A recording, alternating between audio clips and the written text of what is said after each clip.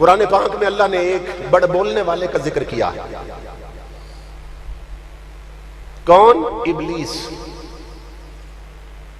فرشتوں کا ہیڈ تھا، ہیڈ آف دی ڈپارٹمنٹ، معلم الملکوت. اور مفسرین نے لکھا ہے عبادت گزار کتنا بڑا تھا کہ 6 کروڑ برس تک اس نے رب کو سجدے کیے تھے. 6 کروڑ برس تک، اور 18,000 سال تک بیت المعمور کا طواف کیا تھا. یہ جس طرح زمین پہ کعبہ شریف ہے نا، یہ خاکیوں کا قبلہ، ہم خاکیوں کا قبلہ. اسی طرح 7 آسمانوں سے اوپر بیت المعمور ہے، وہ نوریوں کا قبلہ ہے. تو یہ فرشتوں کے ساتھ رہتا تھا، تو اس نے 18,000 سال تک بیت المعمور کا طواف کیا تھا، اور 6 کروڑ برس تک اس نے رب کو سجدے کیے تھے. مفسرین لکھتے ہیں کہ اگر اس کے سجدے زمین پہ پھیلا دیے جائیں تو کسی اور کے لیے سر رکھنے کی جگہ نہ رہے. اتنا بڑا عابد و زاہد. یہ غور سے سننا. جب اللہ نے فرمایا اسجدوا لآدم، اور میری عبادت کرنے والوں اب میرے نبی کا ادب بھی کرو، تو قرآن میں ہے سارے فرشتے جھک گئے، سجدے میں گر گئے، اور یہ اکڑ گیا. فرمایا آدم کو سجدہ کرو. یہ آدم علیہ السلام کو کون سا سجدہ تھا؟ سجدہ تعظیمی. سجدے کی 3 قسمیں، یہ یاد رکھیں. ایک سجدہ سجدہ عبادت ہوتا ہے جو اللہ کو کیا جاتا ہے. ایک سجدہ سجدہ توجہ ہوتا ہے، متوجہن الی جہۃ الکعبۃ الشریف، کہ کعبے کی طرف رخ کرتے ہیں نا، اس کو سجدہ توجہ کہتے ہیں. اور سجدہ عبادت اللہ کو کیا جاتا ہے. اور آدم علیہ السلام کو جو سجدہ فرشتوں نے کیا تھا وہ سجدہ ادب تھا، سجدہ تعظیمی تھا. تو اس سے پہلے فرشتے کس کو سجدہ کرتے تھے؟ بولیے نا. حضرت آدم سے پہلے فرشتے کس کو سجدہ کرتے تھے؟ اللہ کا. تو وہی کام جو رب کے لیے کرتے تھے اللہ فرشتوں کو کہہ رہا اب وہی میرے نبی کے لیے کرو. اسجدوا لآدم. یہ سمجھ آ رہی ہے بات آپ؟ یہ اس دور کے گستاخ وہاں تھے نہیں، ورنہ رب کو بھی مشورہ دیتے کہ ایک سجدہ ہی تو رہ گیا تھا تیرے پلے میں، وہ بھی نبی کو کروا رہا ہے. یہ سوچنے کی بات ہے نا. اور میں امام الانبیاء کے غلاموں بہت سی کتابیں کھنگال چکا ہوں. علماء بیٹھے ہیں، میرے علم میں اضافہ ہو جائے. کہیں سے مجھے کوئی ثابت کر دے قرآن میں ہے کہ فرشتوں نے سجدہ کیا آدم علیہ السلام، اور قرآن کہتا ہے، نص ہے قرآن کی، فسجد الملائکۃ کلہم اجمعون، کہ نبی کے ادب کے لیے جو سجدہ کیا فرشتوں نے، کہا سب فرشتوں نے سجدہ کیا، کلہم بھی اجمعون بھی. قرآن میں اللہ فرما رہا ہے جتنے فرشتے تھے سب نے نبی کو سجدہ کیا، کلہم اجمعون.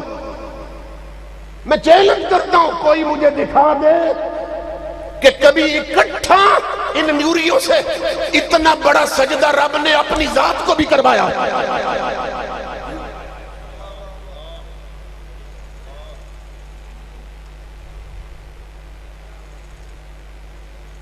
اتنا بڑا سجدہ کہ اتنے فرشتے ایک ہی وقت میں اللہ کے سجدے میں گرے ہو، نہیں ثابت. جو نبی کو کروا دیا. اب اس پر دلیل دے رہا ہوں، آپ علماء سے سنتے ہیں.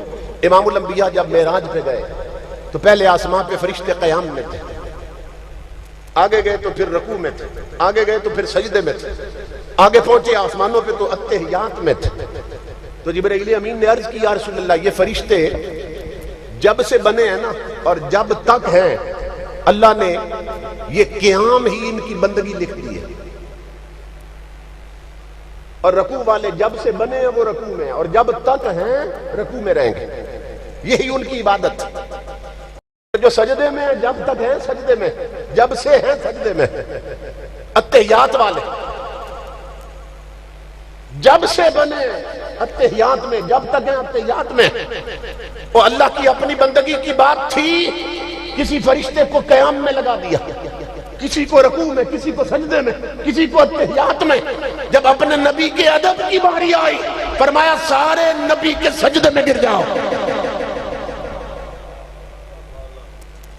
اتنا بڑا سجدہ تو اس نے اپنی ذات کو بھی نہیں کروایا جتنا نبی کے ادب کا کروا دیا۔ تو ہوا کیا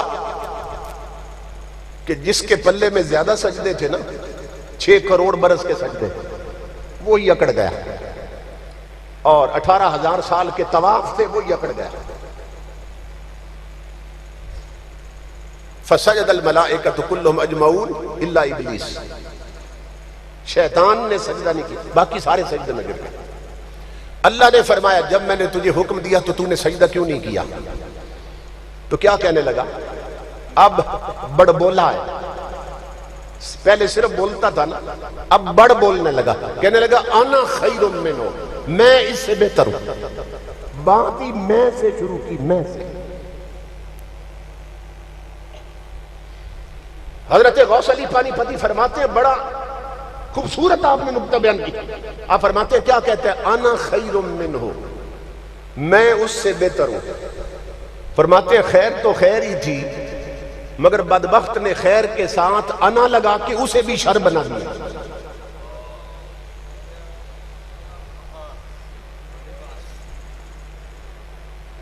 صرف تپری سمجھتے ہیں یا کوئی بات علمی بھی سمجھ لیتے ہیں؟ کہا خیر تو خیر ہی تھی، انا خیر، خیر تو خیر ہی تھی، مگر بدبخت نے جب خیر کے ساتھ انا لگائی، خیر کے ساتھ میں لگ گئی تو خیر بھی شر ہو گئی۔ کہتے ہیں میں اس سے بہتر ہوں۔ تو بڑ بولنے پر مارا گیا، اور دلیل کیا دی؟ خلقتنی من نار وخلقتہ من طین۔ سننا غور سے، جو لوگ اکڑ کے سمجھتے ہیں اونچے ہو جائیں گے، وہ غور سے سنیں۔ اکڑا ہے نا، تو کہنے لگا میں اس سے بہتر ہوں، میں آگ سے بنا ہوں، آدم مٹی سے بنے ہیں۔ یہاں تک تو اس کی بات ٹھیک تھی، یہ سمجھ رہے کہ واقعی یہ آگ سے بنا تھا، آدم علیہ السلام مٹی سے بنے تھے، یہاں تک تو ٹھیک تھی، لیکن آگے بدبخت نتیجہ نکالنے میں غلطی کر گیا۔ یہ جو گستاخ ہے نا نبیوں کے اور ولیوں کے، یہ نتیجے اسی طرح نکالتے ہیں اور اسی لیے رگڑے جاتے ہیں۔ پتہ ہے نتیجہ کیا نکالا؟ یہاں تک تو بات ٹھیک تھی کہ یہ آگ سے، آدم علیہ السلام مٹی سے، نتیجہ یہ نکالا کہ آگ جب جلائے نا تو مائل بلندی ہوتی ہے۔ آگ جلائیں آپ گھر میں بھی، اس کا رخ ہوتا ہے بلندی کی طرف، اور آدم بنے مٹی سے، اور مٹی آپ مٹھی میں بھی پکڑ کے چھوڑیں تو جاتی ہے نیچے پستی کی طرف۔ تو نتیجہ اس نے یہ نکالا کہ آدم بنے ہیں مٹی سے جو جاتی ہے نیچے کی طرف، میں بنا ہوں آگ سے جو جاتی ہے اوپر کی طرف، اس لیے میں اونچا ہوں وہ نیچے ہے، میں ان سے بہتر ہوں، میں سجدہ کیسے کروں؟ یہ سنو، اللہ رب العزت نے بدلے میں کوئی دلیل نہیں دی۔ اللہ رب العزت نے فرمایا بدبخت، 6 کروڑ برس تک تو نے مجھے سجدے کیے، 18,000 سال تک بیت المعمور کا طواف کیا، تجھے میری بارگاہ کے قانون ہی سمجھ نہیں آئے، اسی کی دلیل سے اسے برباد کر دی۔ فرمایا نادان، تو سمجھتا ہے جو شے اونچی ہو جاتی، جو نیچے ہے وہ نیچی ہو جاتی۔ کہا نادان، میری بارگاہ کا قانون یہ ہے جو سر اٹھائے سر قلم کر دیتا ہوں، جو سر جھکائے سر بلند کر دیتا ہوں۔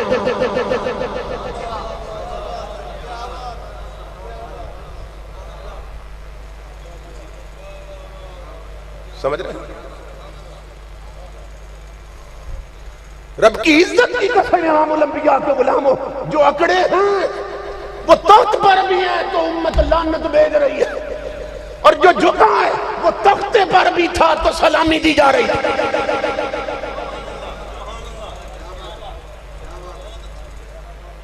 جنہوں نے غازی کا جنازہ پڑھا انہوں نے آنکھوں سے دیکھا ہوگا، اور میں بھی جنازے میں شریک ہوا، اور میں اس دن مجھے اور بھی حکمتیں تھیں، میں بیان کرتا رہتا، لیکن اس دن ایک اور حکمت سمجھ آئی کہ میں نے کہا میرے مولا آج راز پتہ چلا کہ تو نے نماز جنازہ میں سجدہ کیوں نہیں رکھا؟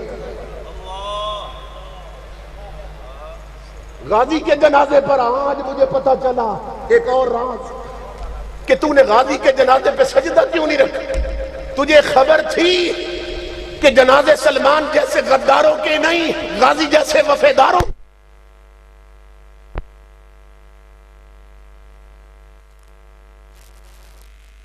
سکے گا۔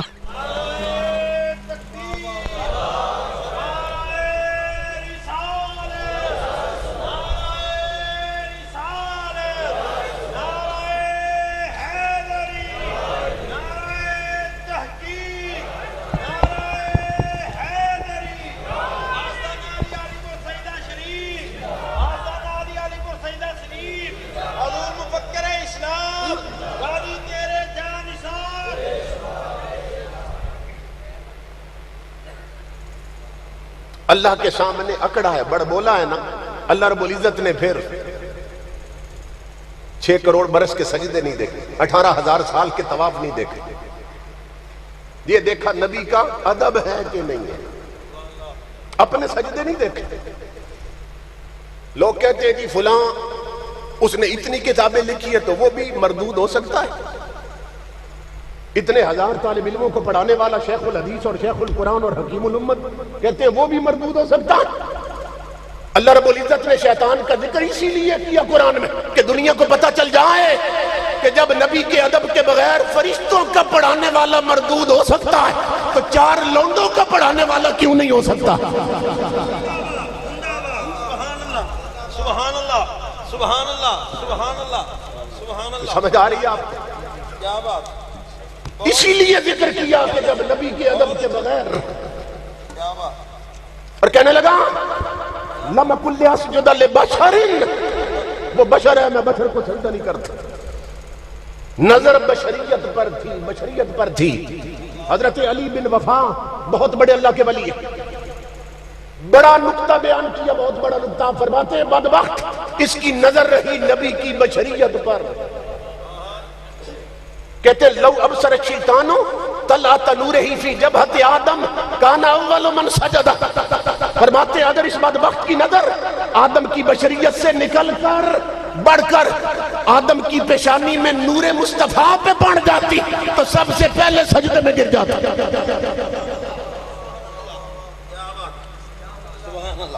مگر صرف بشریت دیکھتا رہا، اس لیے ادب سے معروف رہا۔ سبحان اللہ، سبحان اللہ، ادھر ایک وہ ہے جو اکڑ گیا سبحان اللہ۔ اور ادھر دوسرا وہ تھا کہ جب اللہ نے کہا نا فرشتوں آدم کو سجدہ کرو تو اس نے آؤ دیکھا نہ تاؤ، سب سے پہلے وہ سجدے میں گر گیا۔ کون؟ جبرائیل علیہ السلام۔ اللہ نے جبرائیل امین سے پوچھا جبریل تو نے سب سے پہلے سجدہ کیا نبی کے ادب، باقی بعد میں جو کی، اس کا سبب کیا تھا؟ وہ تو بدبخت اکڑ گیا، تو سب سے پہلے کیوں سجدے میں گرا؟ جبریل نے عرض کی آقا مجھے یہ بتا اس کی پیشانی میں کیا رکھا تھا؟ تو میرے رب نے فرمایا آج کے بعد تو صرف جبریل نہیں، تو جبرائیل امین ہے کہ تو یار کا راز پا گیا۔ سمجھ رہے ہیں؟ تو اولیاء لکھتے ہیں، حضرت علی بن وفا فرماتے اس بدبخت کی نظر تھی بشریت پر اس لیے ادب سے معروم رہا، اور جبریل کی تھی نورانیت پر اس لیے ادب نصیب ہو گیا۔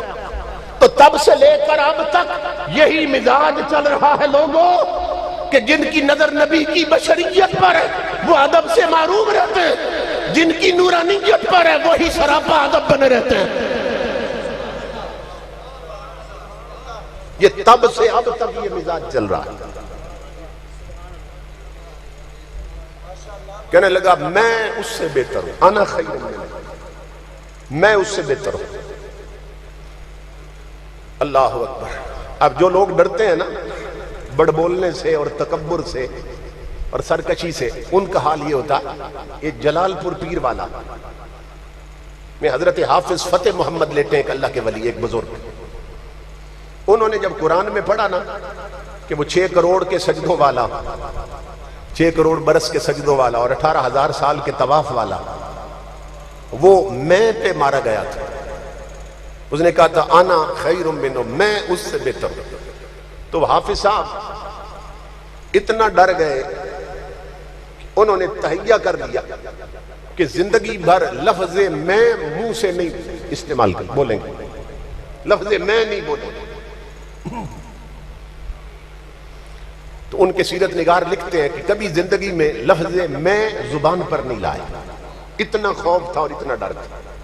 فرمانے لگے 6 کروڑ کے برس کے سجدوں والا جب میں پہ مارا گیا تو میرے تو چند سالوں کے سجدے، کہیں میں بھی نہ مارا جائے، اس لیے لفظ میں نہیں بولے۔ یہ بات دور دور تک مشہور تھی۔ ایک بد مذہب اس نے نا ساتھیوں سے پروگرام بنایا، کہتے ہیں کیا ڈھونگ بنا رکھا ہے اس فقیر نے کہ دنیا کہتی ہے جی لفظ میں نہیں بولتے۔ کہنے لگا آؤ میرے ساتھ، یہ لفظ میں ان کے منہ سے نکلواؤں گا۔ پلاننگ کر کے نا پروگرام بنا کے پہنچا جلال پور پیر والا میں۔ حافظ صاحب مصلی پہ بیٹھے تھے، نماز کا وقت تھا، جماعت ہونے والی تھی۔ مسجد میں داخل ہوئے نا یہ بد مذہب لوگ، تو وہ جو پروگرام بنا کے آیا تھا کہ لفظ میں بلواؤں گا ان کے منہ سے، جلدی میں تھا۔ کہنے لگا حافظ صاحب میرا ایک سوال ہے۔ آپ نے فرمایا بتاؤ کیا سوال ہے؟ کہنے لگا جی شیطان کس بات پہ مارا گیا تھا؟ اب اس کے ذہن میں تھا کہ قرآن کی آیت پڑھیں گے نا، بھئی اس نے کہا تھا انا خیر منہ، تو انا کا ترجمہ میں کے سوا بنتے ہی کوئی نہیں، تو انا کا ترجمہ تو کریں گے نا۔ تو پھر جب ترجمہ کریں گے کہ اس نے کہا تھا میں آدم سے بہتر ہوں، تو لفظ میں ان کے منہ سے نکل جائے گا اور یہ ڈرامہ ختم ہو جائے گا کہ لوگ کہتے ہیں میں نہیں بولتے۔ سوال کیا حافظ صاحب شیطان کس بات پہ مارا گیا تھا؟ اللہ والے دلوں کے جاسوس ہوتے ہیں، جواسیس القلوب۔ مولانا روم فرماتے ہیں جن سے خدا نہیں چھپتا اور کیا شے چھپے گی۔ ہنس پڑے حافظ صاحب، فرمایا بیٹا نماز پڑھا لے پھر جواب دیتے۔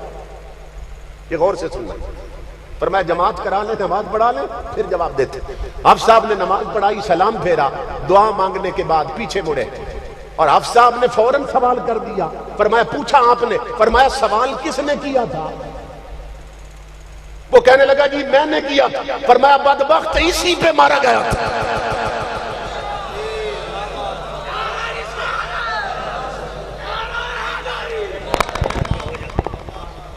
سمجھ رہے ہیں؟ فرمایا بے حیا کا اسی پہ رگڑا نکلا تھا۔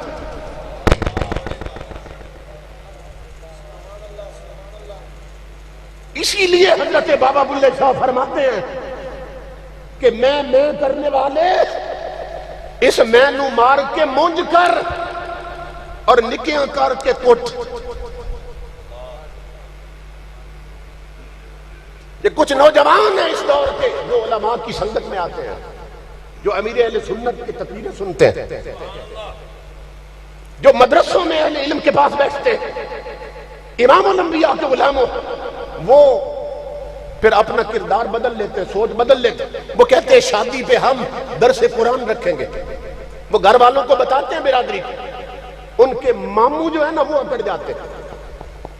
کئیوں کے ماموں کہتے ہیں میں ڈول بجاؤں گا، میں پٹاخے چھوڑوں گا۔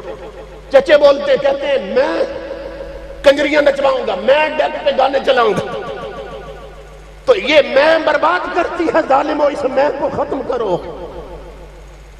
اس میں والے نہیں رہتے۔ بلے شاہ کہتے ہیں اس میں نو مار کے مونج کر، اور مونج کرنے سے بھی نہ کافی باریک ہو جاتی ہے، لیکن خطرہ تھا پھر کھڑی نہ ہو جائے میں، اس لیے آگے پھر تاکید مزید لگائی۔ فرمایا اس میں نو مار کے مونج کر اور نکیاں کر کے کٹ، پھر بڑے خزانے رب دے اور جمیں چامے پہ لٹ۔ نعرہ تکبیر، نعرہ رسالت، نعرہ رسالت، آستان علی پور سیدہ شریف، حضور مفکر اسلام، شیران اسلام پاکستان، علامہ عمر فیض قادری صاحب۔ سمجھ رہے؟ اس میں کو ختم کرو، وہ میں جو رسول کی شریعت سے ٹکرا رہی ہے۔ میک اپ کر کے ننگے سر بازار میں پھرنے والیوں، اپنی میں ختم کر دو۔ لوگوں پہ ظلم ڈھانے والوں اپنی میں ختم کر دو، امت محمدیہ کا خون نچوڑنے والوں اپنی میں مار دو، اس میں نو مار کے مونج کر اور نکیاں کر کے کٹ، پھر برے خزانے رب دے او جویں چاہویں پیا لٹ، کہ یہاں جو جھک جاتا ہے وہی بلندیاں پاتا ہے۔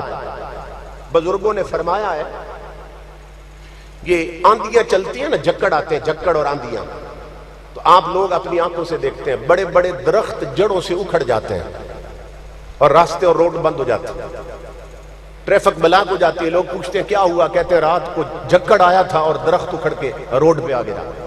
ہوتا ہے کہ نہیں ہوتا؟ ایمان سے بتائیں کہ یہ جھکڑ جو ہے یہ صرف درختوں پر گزرتے ہیں اور یہ گھاس کے چھوٹے چھوٹے تنکے جو آپ کی بکریاں کھاتی ہیں اور بیل کھاتے ہیں اور گائے کھاتی ہے، بھینس کھاتی ہے، جانور کھاتے ہیں گھاس کے چھوٹے چھوٹے تنکے، کبھی یہ بھی اکھڑے ہوئے دیکھیں ہیں؟ کیا ان پر جھکڑ نہیں چلتے ہیں؟ کیا آندیاں ان پر نہیں آتی ہیں؟ آتی ہیں نا؟ تو درختوں سے کیا جوڑ بنتا تھا ان کا، ان چھوٹوں کا کیا جوڑ بنا؟ وہ کتنے اونچے تھے، یہ کتنے نیچے تھے، وہ کتنے طاقتور، یہ کتنے کمزور، وہ کتنے بڑے، یہ کتنے چھوٹے، مگر وہ اکھڑ گئے اور یہ تنکے بچ گئے گھاس کے۔ تو صوفیاء فرماتے ہیں غور کر نادان، تجھے سمجھ آئے گی وہ اکھڑے کیوں، اس لیے کہ وہ اکڑے تھے، انہوں نے سرکشی دکھائی تھی، ہواؤں سے ٹکر لی تھی، ان میں تمرد تھا، انحراف تھا، سرکشی تھی، تو اتنے بڑے تھے، وہ اکڑے ہیں، وہ اکڑے ہیں۔ یہ جھکڑ اور آندھی ان تنکوں پر بھی آئی ہے، گھاس کے تنکوں پر، مگر انہوں نے چھوٹا سا کام کر لیا، کیا؟ جھکڑ ادھر سے اٹھا تو ادھر جھک گئے، آندھی ادھر سے اٹھی تو ادھر جھک گئے، وہ اکڑنے والے اکھڑتے رہے، جھکنے والے بچتے رہے۔ اگر اکھڑے پھرتے ہو تو جھکنا سیکھو، بچ جاؤ گے۔ من تواضع للہ فقد رفعہ اللہ ومن تکبر فقد وضعہ اللہ۔ امام الانبیاء نے فرمایا جو اکڑتا ہے رب اسے ذلیل کر دیتا ہے، جو جتنا جھکتا ہے میرا رب اسے اتنا بلند کر دیتا ہے، کیونکہ جھکنے سے عظمت نصیب ہوتی ہے۔ حضرت عبد الواحد، آخری بات عرض کر رہا ہوں، حضرت عبد الواحد بن زید ایک اللہ کے ولی گزرے، 3 رات تک مناجات میں اللہ سے دعا کرتے رہے، تہجد کے بعد عرض کرتے رہے مولا مجھے وہ ساتھی دکھا جو جنت میں میرے لیے چنا ہے، جو جنت میں میری رفیق زندگی بنے گی، رفیق جنت بنے گی، میں اسے دیکھنا چاہتا ہوں، وہ کون ہے؟ بہت بڑے اللہ کے ولی تھے۔ تو اللہ رب العزت نے اشارہ دیا کہ یمن کے علاقے میں نا ایک میمونہ حبشن ہے، وہ تیری جنت میں رفیقہ ہوگی۔ حبشن، یہ ہمارے پنجاب میں مسلی کہتے ہیں انہیں، عربی، وہ کالی رنگت والے اور جنہیں پست ذات تصور کیا جاتا ہے۔ اللہ رب العزت نے اتنے بڑے ولی عبد الواحد بن زید فرمایا وہ حبشن میں نے تیری رفیقہ بنا دیے جنت۔ بہت حیران ہوئے، میں گورا وہ کالی، میرا اونچا خاندان، اس کا پست دنیاوی اعتبار سے۔ ملنے کے لیے گئے، جب اس علاقے میں پہنچے گاؤں والوں سے پوچھا یہاں کوئی حضرت میمونہ رہتی ہیں اللہ کی ولیہ؟ وہ گاؤں والے ہنس پڑے، انہوں نے کہا ایک پاگل سی عورت ہے میمونہ گاؤں میں، اکثر جنگل میں وقت گزارتی ہے، بکریاں چراتی ہے، جانور وہاں چراتی ہے، تو کبھی گاؤں میں آئے تو بچے پتھر مارتے ہیں پھر بھاگ جاتی ہے، پاگل سی عورت ہے، حضرت میمونہ کوئی نہیں یہاں پہ، ہمارے گاؤں میں ایک ہی وہ میمونہ ہے۔ بہت حیران ہوئے، جنگل کی طرف چل پڑے، کیونکہ اشارہ تھا کافی۔ جب جنگل میں پہنچے تو دیکھ کر حیران ہو گئے کہ میمونہ بننے پہ مسلح بچھا کے نفل پڑھ رہی ہے اور جنگل کے بھیڑیے بکریوں کی حفاظت کر رہا ہے۔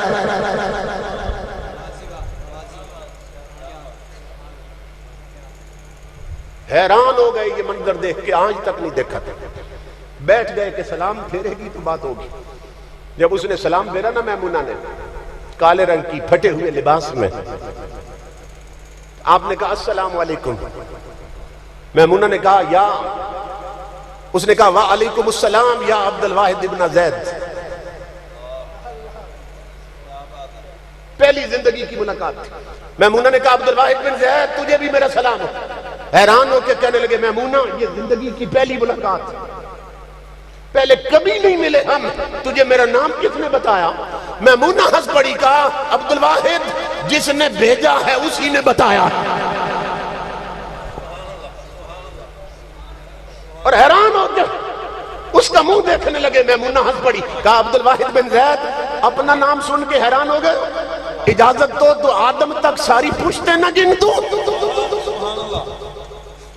حیران ہو گئے میمونہ، اب مجھے سمجھ آ گئی رب نے تجھے کیوں چنا ہے، مگر اتنا تو بتا کہ میں یہ کیا منظر دیکھ رہا ہوں کہ بکریاں بیڑیوں سے ڈرتی ہیں اور بیڑیے بکریوں کو چیر پھاڑ دیتے، اور یہاں بکریاں امن میں اور بیڑیے ان کی رکھوالی کر رہے ہیں۔ میمونہ یہ کیا ہے؟ تو حضرت میمونہ نے کہا عبدالواحد تو اتنی بات بھی نہیں جانتا، سن اللہ کی عزت کی قسم بات یہ ہے کہ جب سے ان بکریوں کی مالکہ نے اپنے رب سے صلح کر لی ہے، جنگل کے بیڑیوں نے میری بکریوں سے صلح کر لی ہے۔ من کان للہ کان اللہ لہو ومن کان اللہ لہو فلہ الکل۔ میمونہ نے کہا تجھے نہیں معلوم آقا نے فرمایا تھا جو رب کا ہو جائے رب پھر اس کا ہو جاتا ہے، اور جس کا خدا ہو جائے پھر پوری کائنات اس کی ہو جاتی ہے۔ تو امام الانبیاء کے غلاموں، جھکنے والوں کو عزتیں اور عظمتیں نصیب ہوتی ہیں۔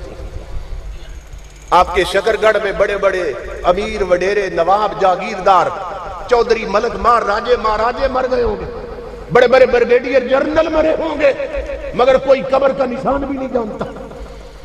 اور ایک درویش ہے کہ دنیا خاک کے قبر کو بھی بوسے دے رہی ہے۔ مفکر اسلام آج ان کی خاک کے قبر کو بھی عقیدت کی نظر سے دیکھا جا رہا ہے۔ کیوں؟ بتایا جا رہا ہے جو مصطفیٰ کے فقیر ہوتے ہیں آدمی بے نظیر ہوتے ہیں، کیونکہ جو جھکتے ہیں انہی کو عظمتیں نصیب ہوتی ہیں، جو اکڑتے ہیں وہ اکھڑ جاتے ہیں۔ تو اس لیے جھکنا سیکھو۔ ہماری مسجدیں ویران ہو گئیں، گھروں کے مصلے ویران ہو گئے، بندگی کے مرکز ویران ہو گئے، اور مادیت نے ہمیں ڈس لیا، اور بے حیائی اور بے غیرتی کا ماحول ہم پہ مسلط ہو گیا۔ ہمارا الیکٹرانک میڈیا اور پرنٹ میڈیا دن رات بے حیائی پھیلا رہا اور بڑھا رہا ہے، اور طاغوت اور باطل اس کی سرپرستی پہ ہے۔ اس لیے اپنے دین اور ایمان کی فکر کرو اور اپنی اولاد کو شریعت کے راستے پہ چلاؤ۔ اللہ رب العزت ہماری اس حاضری کو اپنی بارگاہ میں شرف قبولیت عطا فرمائے، اور حضرت قبلہ پیر عطا الحق صاحب نقشبندی زیدہ مجدہ جو حضرت کی نشانی ہے ہمارے پاس، اللہ ان کا سایہ دراز فرمائے، اور اس گھرانے کے علمی، فکری اور روحانی فیضان سے ہمیں ہمیشہ مستفیض ہونے کی توفیق عطا فرمائے۔ وما علینا الا البلاغ۔